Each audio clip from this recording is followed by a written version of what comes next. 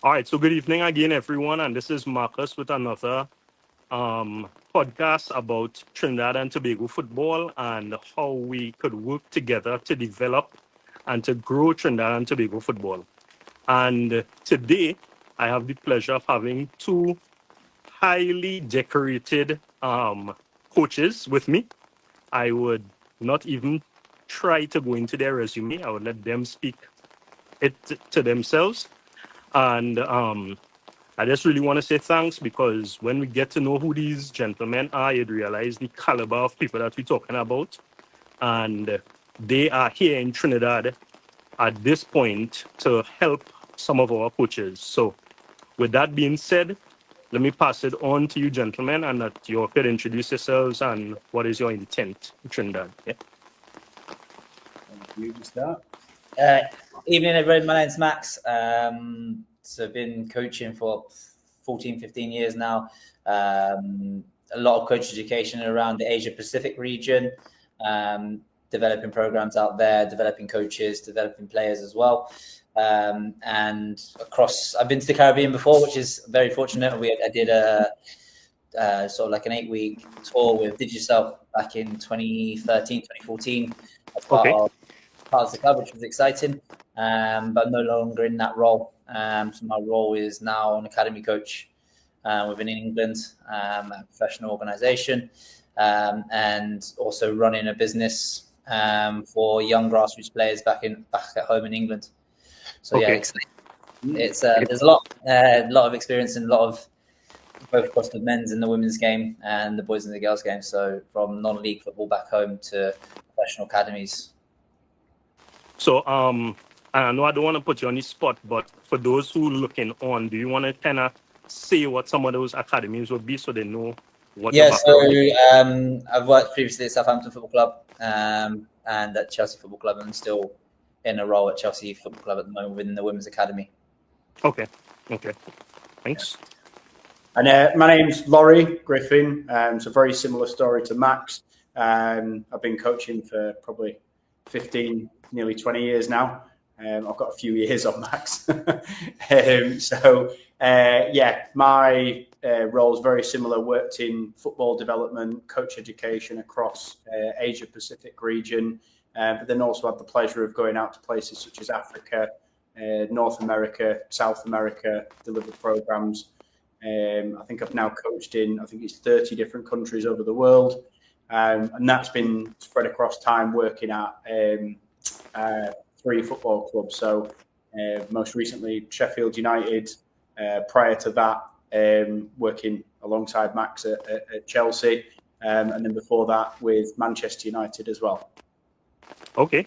So again, that would just probably give some credit to people looking on and they could now associate, because I could tell you for sure we in Trinidad and Tobago love EPL. Definitely, right? Definitely. We have our treble winner from there. So yeah, we definitely love that. All right, so I have a couple of questions here because when Katie reached out to me and told me about the opportunity, at first I was kind of a little bit overwhelmed because I was like, wow, look at the caliber of people that I'm going to be speaking to. And I wanted to make sure that I have some questions to really have my conversation, right? So you may see me looking down, but it's simply because I'm trying to read those questions. So the first one is, what is it that inspired you to firstly become a coach educator and to come out to the Caribbean, and as you mentioned, firstly in Trinidad and Tobago doing this?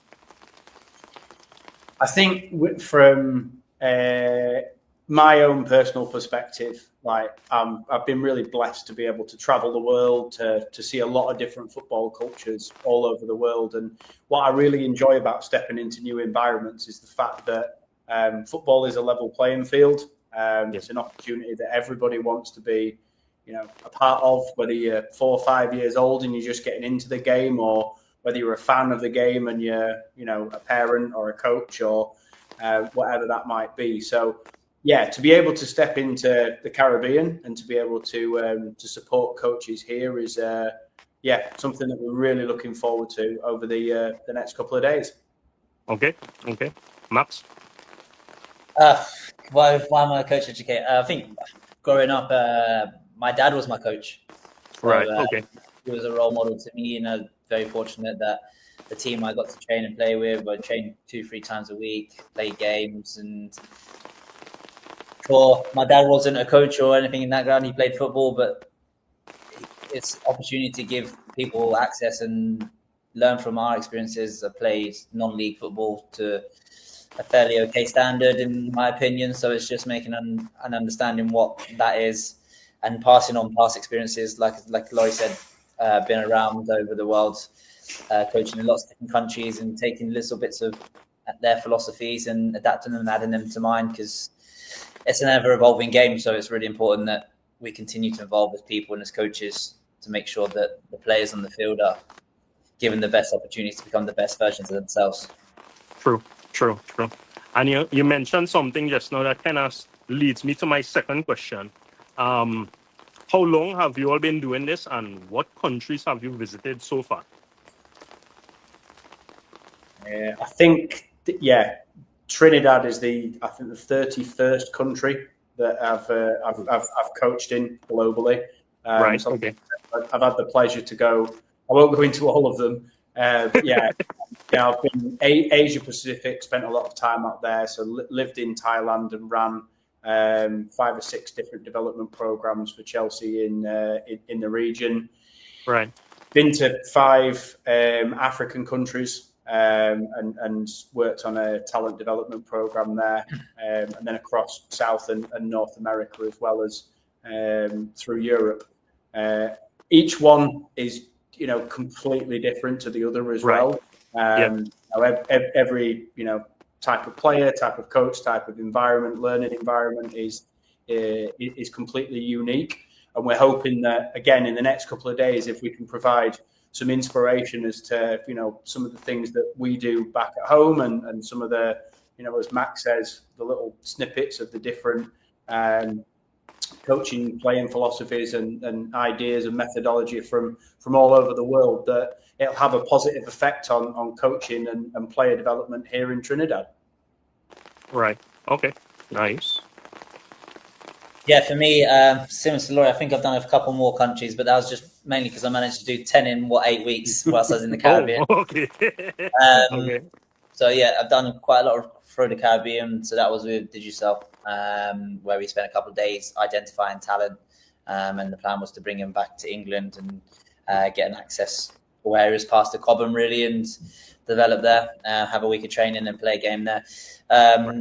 Similar to Laurie, so a lot across Asia Pacific, so China, Thailand, Singapore, Hong Kong, Indonesia, as well as spending time in the States, in Hawaii and mainly North America rather than South America. I've done a couple of trips with Brazil, which was great place to go and watch football.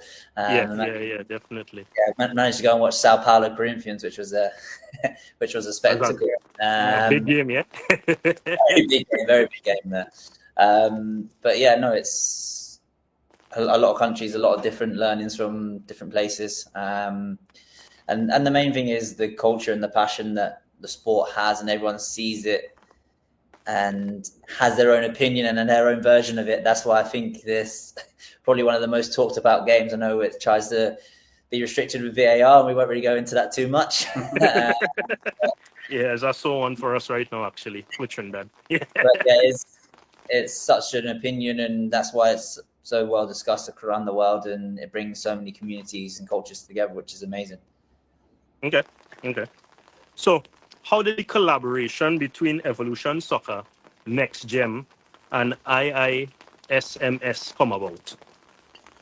So that was through myself and my network. As you move around the globe and obviously connect with a lot of people, you build a network of contacts, and that little black book of contacts evolves. And I had some really good discussions with KT just in and around obviously his roots back here, and the opportunities that he was able to present aligned with what our vision was for developing coaches and developing football programs globally.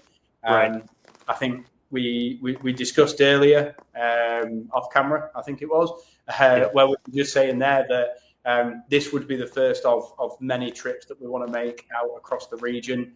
And, in the next couple of days, Max talking there about everybody's different ideas and opinions. And I'd say that those that have already signed up to join us in the next couple of days, we'd love to answer any and all questions that you have, and that we can hope that we can make a lasting impact on football here, but then also as well, a really good impression to the football community that has, people asking us to come back again in the future and deliver, more programs. So, hopefully it'll be the first of many to come. Nice. So that kind of, again, one kind of leads into the other, right? From your experience so far, what unique qualities do you see in Caribbean players and coaches that could be nurtured with the right support? I think that's one for you because, you've been to this part of the world before. Yeah. It was many years. It was about 10 years ago or so. But I think just the energy and the passion that the country has for it, it's good. I mean, we were moving around last night and we saw a lot of fields being occupied by people training and playing. So it's great to see. Right. And it's just having the eyes on that and making sure we can continue to help channel that in the right way and into everybody's own ideas and philosophies, and their kind of game model to make sure that, like I said earlier, they're providing the best opportunity for those young players to develop and be the best versions of themselves. Okay. What aspects of, I guess, where you coached previously would you like to impart on the local coaches, especially in terms of like a coaching philosophy? And I say that in terms of when we look at football, when we look at the English football, we see a attacking mindset, which unfortunately is something we kind of struggling with as Trinidad and Tobago right now. So, I mean, other than that, because I'm hoping you're bringing that to the team, what do you all plan to impart? I think, I'll go with this one, shall I? Yeah, I think for philosophies, it comes down to the individuals of the coaches and what kind of style that they want to play and how they see the game being played through their teams and their players. There's nothing saying that one coach can be attack-minded and another coach can be very defensive-minded, and you have the same kind of styles in England, whereas that's where you're looking at Premier League teams or Premier League managers. And so it comes down to your own beliefs and how you want to play and see the game and how you want to control the game, whether you want to control that through defensive control and restraint, or whether you want to have that by dominating the ball and controlling the game in possession. So, you see many different styles, and I suppose that's why it's also really interesting. I mean, if you go through formations, you look at it went from 4-4-2s to 4-3-3s to 3-5-2s to 4-2-3-1s, and they've all been successful winning the Premier League and the World Cup. So we're kind of in the phase where we're in the phase of a 3-4-3 with a box midfield and that kind of era, and it will continue to roll through. So I think the main thing is not really us telling the coaches what philosophy or style they want to have and embrace, but it's mainly looking at how we can develop individuals so they can potentially be more attack-minded or being a bit more defensive-minded to suit their philosophy and their needs. And if for the attacking players, to have a more attacking team, you want to have more dominate the possession more, and you need to be comfortable and composed in possession as an individual. So those are the things that we believe that to make confident players, they need to have ball time, and ball rolling time needs to be high, and making sure they get lots of touches in game-like scenarios. So when they make the field, it's all about decision making, and they can make those decisions really quickly and effectively. Okay. Yeah, the only thing I'd add to that is that Max made a really good point earlier when we was talking about that football is a game of opinions, and it's all about individual interpretation. So my game will be different to Max's game, will be different to your game if we envisage that the perfect game plan. And I think the next couple of days is really about helping coaches explore what their thoughts are on the game, because it will change through different phases of the game as well. So one of the things that we're going to do is start to dissect, your work in possession, out of possession, whether you're in your defensive third, whether you're in the attacking third, and how will it change your thoughts and your approach on how you coach and instruct your players.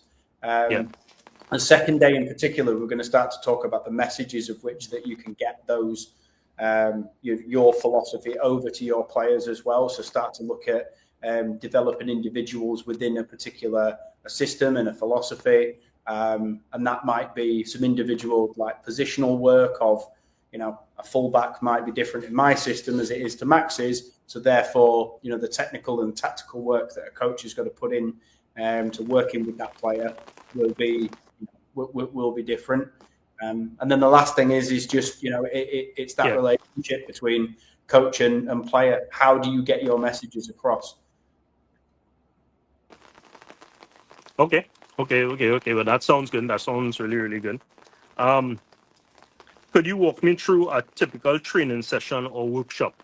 I mean, you kind of mentioned some of it just now, but is there anything else that stands out that you say you want to really highlight that would be coming into your workshop? I think, again, we're going to split the work between us over the next couple of days where I'm going to be talking through quite a lot of the ideas with the coaches in terms of their own ideas and philosophies, and Max is going to be able to deliver something, from home, if you like, as a typical session.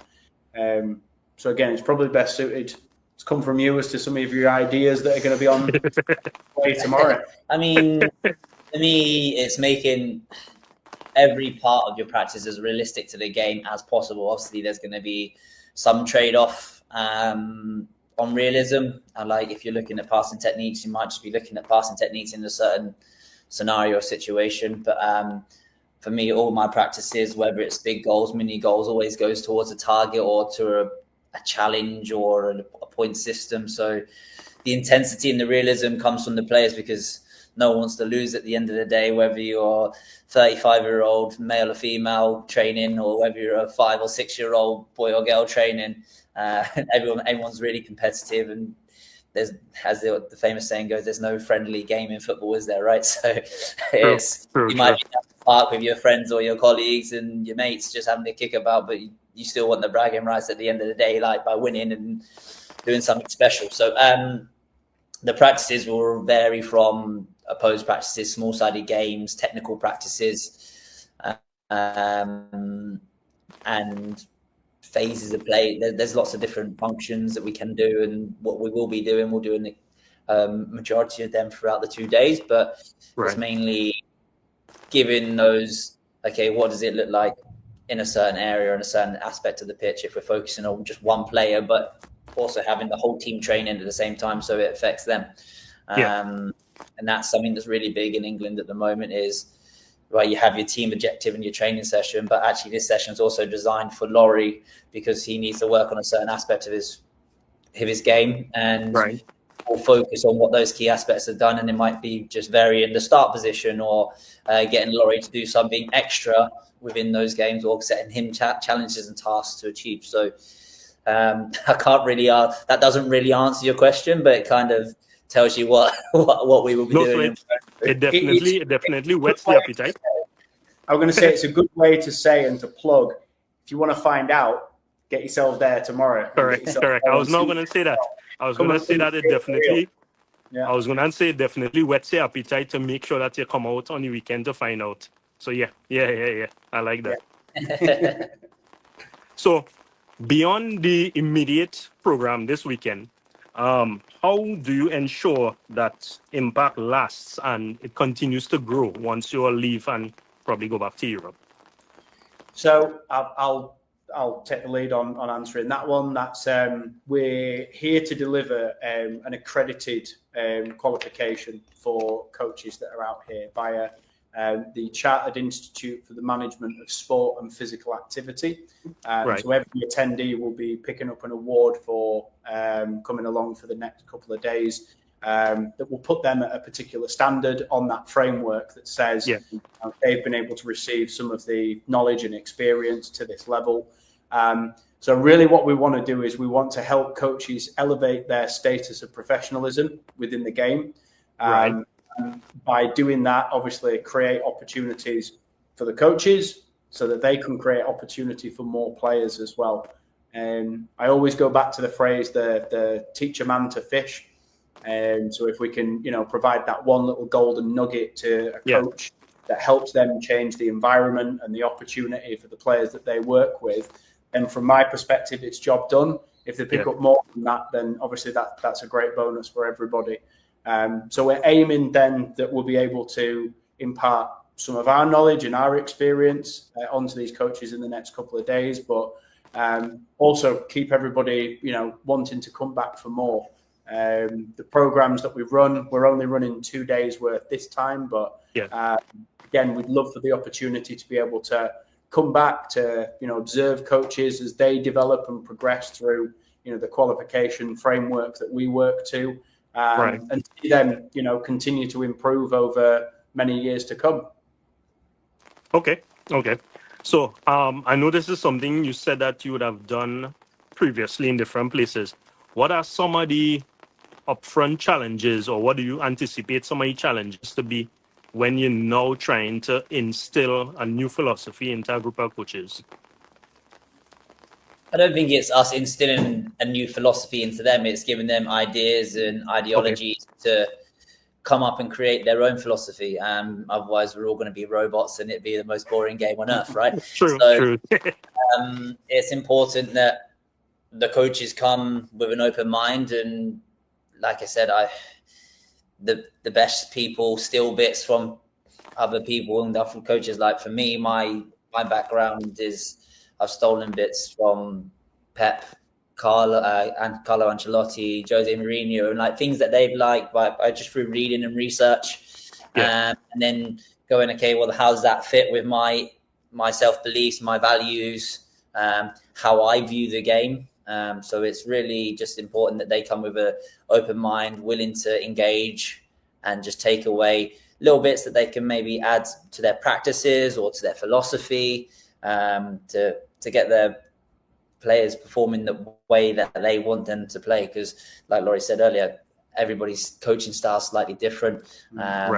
Whether that's just from actual physical coaching style, from guided discovery to command, saying do this, do that, or whether it's from the philosophy and what comes that and what beliefs they have from their football experiences and learnings, really. So it's really important that they just come in and take one or two things away, because the bigger impact is Laurie and I physically can't coach everybody in Trinidad and Tobago. We'd love to, but there's if there's 30 coaches tomorrow and they're constantly working with 20 or 30 players every week, then that's 900 people that we're impacting every week indirectly, right? So it's true. Then that starts to spread, and if they can share one or two things to maybe some of their club coaches, and that would then continue to grow and affect and engage with the whole island.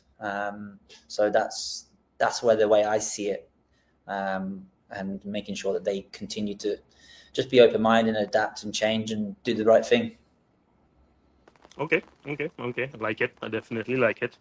Do you have any examples from like other projects that you would have done working with grassroots development coaches where you actually created pathways for young players? And I mean, if you have, and you have names that you're willing to share, that would always add to it also, or could always add to it.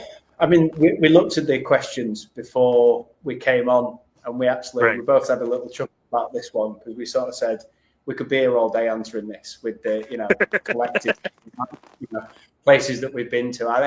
I give one example. I'm very, very fortunate enough to have visited Africa. It's an incredible place. If you ever get a chance to go and witness the football culture there, it's just when you say they live and breathe it, like it is literally part of their genetic makeup over there. That everybody loves football, and the program that we ran, we visited 5 countries across the continent, across 3.5 weeks, and then created a squad of players that came back and played a Chelsea team at Cobham, which then stemmed 3 or 4 professional contract opportunities offered by clubs back in Africa. Main one I think most people have heard of will be the Orlando Pirates, based in South Africa. And then I got the pleasure of visiting again 12 months after that to run a similar program in South Africa with the next generation of players coming through. So, developed a sort of a legacy program there that has brought us, the opportunity has brought players the opportunity, the chance to come to the table, show what their abilities are, and then for clubs to be able to create opportunities for them off the back of those programs. So, that would be probably my personal example of one I've been really proud to be a part of. Right. I mean, I started a project in China for Chelsea Football Club, and I know that some of the players have gone on to represent their age groups internationally for the Chinese national team. I know that some of them have gone on to play professionally within the Chinese Super League, as well as there's female players right now playing professional football in the Women's Super League and Women's League One and the Women's Championship that I've coached and impacted back home in England. And there's similar in the boys' game lower down in the league, playing in League One and League Two, that have been coached and influenced by myself. But I think the main thing is just really focusing on those coaches and having. I always look at it's always about that 1%, and for those that don't know, the 1% obviously signing professional contracts that play the game worldwide, right? So, what about the other 99%? Can we impact them positively? Make sure they're engaging with sport, enjoying their sport, and continuing to develop themselves as individuals and continue engage with the game. Because if people don't engage with the game, then we don't get opportunities like this, and true. We can't work full time in the game. So it's really important that it's a full holistic approach from all avenues. The main thing is that it's great to get those ones that are playing it, but sometimes it's remember the little person that 4 or 5 was crying before their first session and now enjoying and playing and competing regularly and not showing no fear when they turn up to a new session or a new environment. Not just only those professional players that we're interested in. It's also that are playing the game regularly at all levels. Well, Max and Laurie, I really thank you for the opportunity for having this conversation with me, so spending this bit of time. Before I go, is there anything else that you all would want to add before we close up? I'd just say that we're really, really pleased to be here. Really thankful to Katie, all of the team behind this as well, CFAS and everyone who's at the Trinidad and Tobago FA that supported us in helping getting this off the ground. Next Gen, I'm probably forgetting other names here as well, but I mean, none of this would have been possible without their support in making this happen. Obviously, we're here for 2 days, Saturday and Sunday this week, 27th and the 28th September. So if you guys are around, coaches want to get involved and come down, there's still spaces available, and we're really looking forward to be able to work with you in the next couple of days on this occasion, and hoping to see you again very, very soon in the near future as well. So you made a good point, and just before we move on to Max, where is this actually taking place, and how would they get information? Say we put this out tonight and they see it and they say, hey, I want to go to this tomorrow. How do they do that? Yeah, I think best way to do is we get some links posted on this YouTube channel. So there's an online registration form. stadium names as well. We're at the Atto. Or Atto Boland Yeah. Stadium. Okay. Stadium. Thank you. So yeah, you can tell I only arrived in the country yesterday. I'm still learning, still learning where we are. So yeah, that's where we are for the next couple of days. Click on the link below. Okay. Max, anything before we close out? Yeah, just echo it. I'm just looking forward to engaging with the coaches and the players that I get to work with over the next couple of days. So just really excited, and hopefully we can impact the Trinidad and Tobago community, especially with our football ideologies. Yeah. All right. So again, thank you very much, guys. And for those who looking on, coaches, grassroots, anybody, this is a fantastic opportunity. These are qualified, certified professionals who could definitely enhance our football. So if you could, please make every effort to really try and come out and support and be a part of this project. So again, guys, thank you very much. And for those looking on, thank you for being on and taking this information. And I'll stop the recording now. We could always stay on and talk a little bit after if you want to. Yeah. Excellent. Marcus, thank you very much. It's been a pleasure. Thanks, Marcus. Appreciate it. Yeah. Thanks, guys.